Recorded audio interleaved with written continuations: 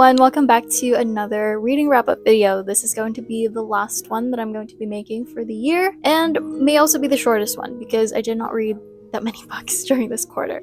Okay, so for October, I basically did not really read until the last couple of days of the month because I don't remember if I read this book during the 30th or the 31st, and that was Coraline by Neil Gaiman. I listened to an audiobook of this. I found a free audiobook of him actually narrating the book. I listened to that, and I also searched up an ebook of Coraline so that I could read along while listening to it. So I rated this one 4.5 stars. I really enjoyed it.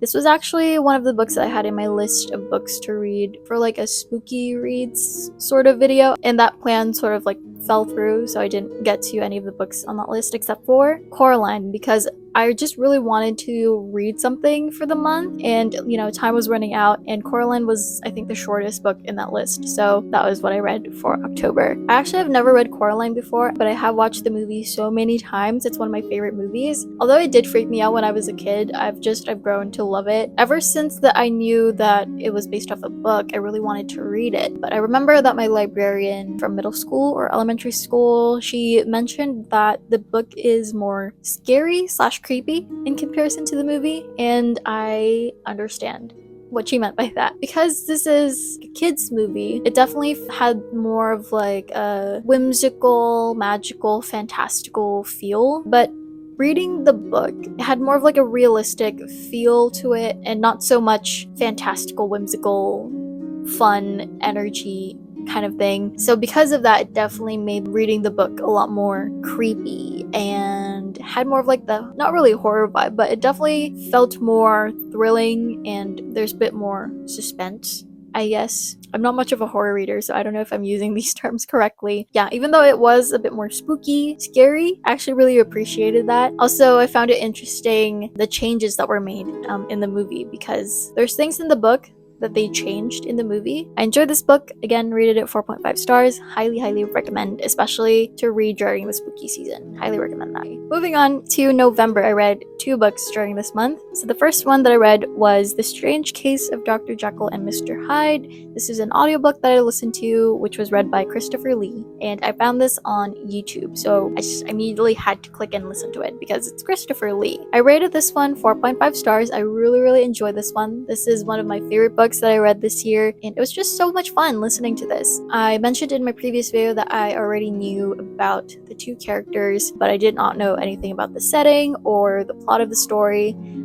which was really good, because even though if you do already know these characters and their relationship to each other, I still think you would appreciate the book if you did not know the plot of it, because I didn't expect that things were going to be the way that they were going, and I also did not expect this book to be more like of a crime sort of mystery book as well as science fiction, which surprised me because I did not expect it to go that route. But yeah, it was still very good. I really loved the story. I loved the setting. I loved the mood. It was like just this like eerie, mysterious vibe throughout the whole thing. It was just so good. I loved it. And then the next book is Frankenstein by Mary Shelley. I also listened to an audiobook of this read by Christopher Lee, and it was also pretty good. But I did rate this a little bit lower. I rated it 4.25 stars just because of the language. I found that Frankenstein was a little bit more difficult to like listen along and understand like what was going on, which I find very interesting because I feel like these 2 books are written around a similar time. I may be wrong, I did not check the publications of these books, but yeah, I found this one a little bit more difficult to like listen to and follow along, whereas in Dr. Jekyll, Mr. Hyde, that one was very easy for me, at least, to listen along to this and like follow along the story. So yeah, that was the only reason why I rated Frankenstein just a little bit lower. And then lastly, for December, I only read 1 book, and that one was A Christmas Carol by Charles Dickens. I rated this one pretty low in comparison to the previous books. I rated this one 3.75 stars. It was just an okay book for me. I didn't overly enjoy it, but I also did not like the book, if you know what I mean. It was just like in the middle of the road for me. And also I rated this lower because this one was very hard to read for me. I actually listened to an audiobook of this on Audrey, but I also found a free PDF online so that I could read along to this. And even with reading along to this book, I still found it a bit difficult to read and follow along and understand. So that was why I rated this a bit lower. So yeah, that was the only book that I finished this month in December, but I am currently reading Dracula. I am listening to an audiobook of it on Audrey, and I also found another free PDF thing of it online so I could read along while listening. And I'm really enjoying it so far. It's been really fun. I love the mood of this book. It's just very mysterious, very eerie, because there's like something afoot that you like don't really know, but you also kind of can guess what is going on. I really enjoy that.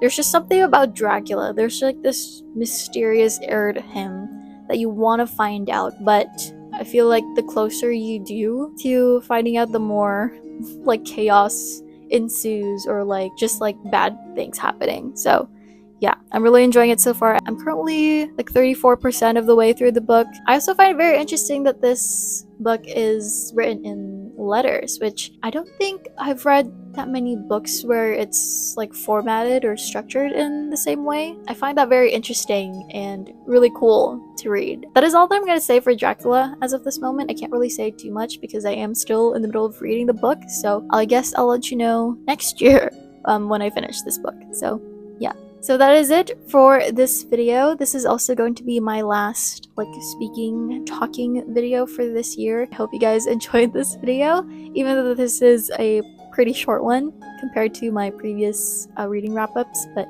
yeah, thank you so much for watching. I'll see you guys in the next one. Bye!